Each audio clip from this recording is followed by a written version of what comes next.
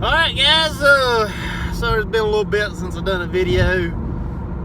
Any of you nurses out there right now on the floor, you understand it's just, right now ain't really a good time for us on the floor. I've been leaving the house. I just been so tired here lately. I just kind of been falling asleep like when I get to sit down. And I haven't even had any positive cases. I've had negatives, but I mean, even still, just getting supplies and just supplies, just getting supplies has just been a nightmare. And I'm not even in New York City.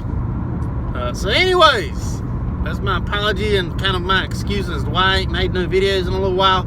Sorry about that. I'm gonna try to, do more content. I'll be honest with you, probably be when this mess settles down.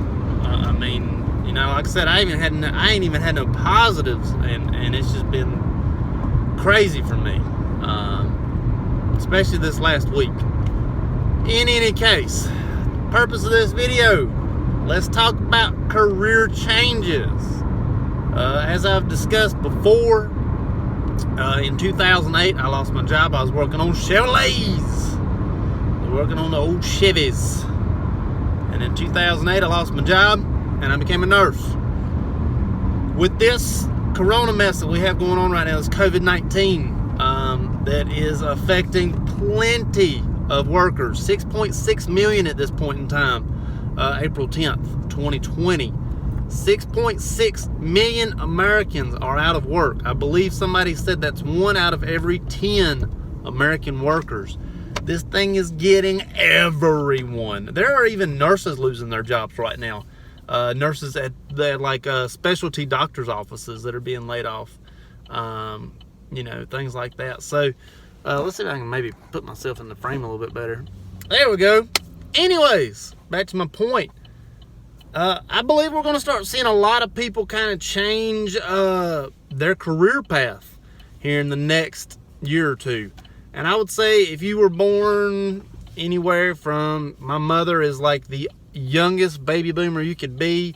So I'm going to say if you were born anywhere from 1965 till maybe all the way up to 1985, we'll say, there's a possibility you got hit twice by this. My mother and myself both got hit by the 2008 economic crisis. My mother had to change her career. I had to change my career. Other people had to do the same thing. And now I'm a nurse, and my mother is not doing the same job that she was doing, but it also got her as well, and she had to do a career change. There's a possibility that she could lose her job and have to do another career change at her age. I would say that it's probably more unlikely for the older population, the older working population, to have to change careers twice, but probably more likely for people around my age that may have to change careers twice. I mean, if you graduated high school and then went into the workforce, much like what I did, there's a very good possibility that you changed jobs, changed careers all the way together, and you got to work that for like 12 years, and now you've been laid off again, and now you're going to have to find something else to do again.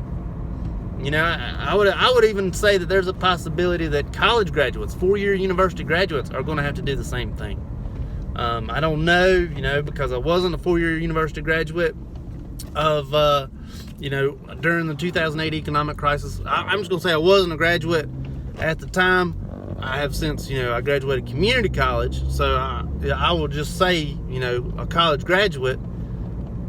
There's a possibility that college graduates are going to have to change jobs who changed jobs back in 2008. I don't know how the other career paths were going back in 2008 because I went into nursing, but I imagine that they filled up. And if you got into something that has been hit hard by this, say something in the restaurant culinary, something like that, there's a possibility that you did something beforehand, became a chef or whatever your culinary degree is in, and then now you may have to change again depending on if your job will be there or not after this. And my heart goes out to those people. I don't want to say that I picked the best career path for everybody, but I'm definitely happy that I became a nurse, especially at times like this, because we are in such high demand. Even though you do hear about some nurses losing their jobs, we are still in high demand. And I'm sure that those nurses can find jobs. Right now, New York City is hurting for nurses. I saw an ad the other day saying they'll pay $10,000 a week for travel nurses. I don't know how true it was, but it looked legit. It looked pretty legit to get paid $10,000 a week to be a nurse in New York City right now. So other jobs don't have that sort of stability right now. And my heart goes out to you if you are one of those people that got hit in 08 and is now getting hit again in 2020 with the joblessness. I was hit in 08. I hate it for you, man. I really do. I hope whatever happens at the end of this, you land on your feet and people are, back in the jobs that they were in, as everybody keeps saying they will be. And I hope that's what happens. But we'll see.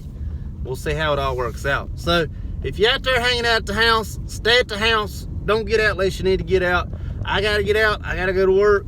I gotta make sure people feel better. If you don't have to, stay home. Don't go to Lowe's. Why does everybody go to Lowe's? Why is everybody at Lowe's? Like, we have a Lowe's. We don't have a Home Depot here in my town, but we have a Lowe's, and everybody goes to Lowe's. Somebody told me the other day that there was 1,000 people in the Lowe's. 1,000 people in Lowe's during the stay-at-home order. What are you doing at Lowe's? So, stay at home. I hope you guys get your jobs back. I really, really, truly do. I hope you do. Hang in there, stay with it, and my heart goes out to you if you got to find you another career. I am so sorry. Hope it helps. Thank you much.